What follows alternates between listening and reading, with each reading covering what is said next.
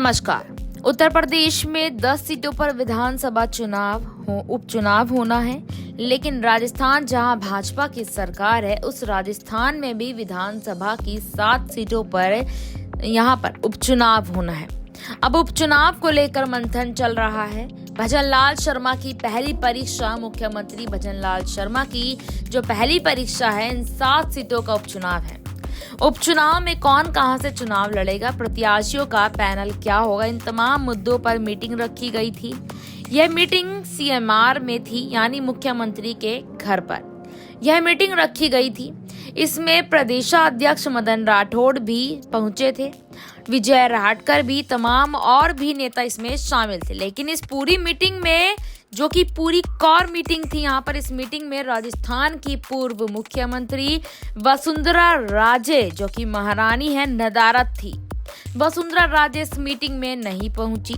इस मीटिंग के अगले दिन दिल्ली में बीजेपी के अध्यक्ष जेपी नड्डा ने एक मीटिंग और रखी। इस मीटिंग में भी प्रदेशाध्यक्ष को बुलाया गया।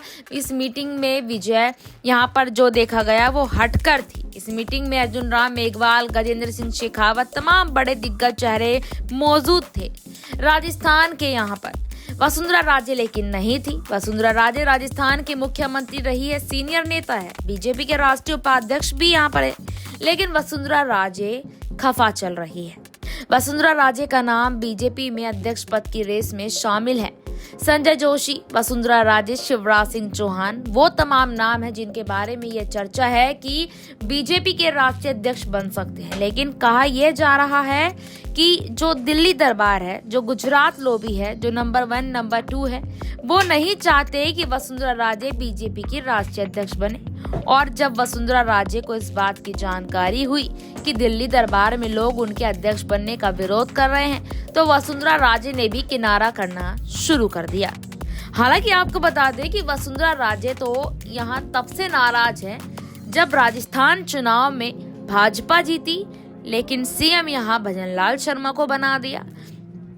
राजस्थान में बीजेपी अगर जीती तो वसुंधरा राजे के चेहरे पर चुनाव लड़कर जीती, लेकिन यहाँ जो मेहनत का फल है वो भजनलाल शर्मा ले गए। तो तभी से वसुंधरा राजे यहाँ अपनी नाराजगी जो है जग जाहिर करती नजर आ जाती है। कभी कभी राजस्थान में 7 सीटों पर उपचुनाव होना है और जाहिर सी बात है कि वसुंधरा राजे राजस्थान की राजनीति का एक बड़ा चेहरा, जाना पहचाना चेहरा है, संगठन को समझती है। सरकार उन्होंने चलाई है, लेकिन वसुंधरा राजे नाराज हैं। अब वसुंधरा राजे अपनी नाराजगी कई मौकों पर यहाँ जो है जाहिर कर चुकी है।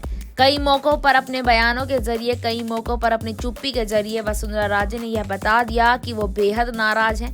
पहली नाराजगी मुख्यमंत्री ना बनाए जाने को लेकर, दूसरी नाराजगी मंत्री बने राजस्थान में, उसमें वसुंधरा राजे की और राय नहीं ली।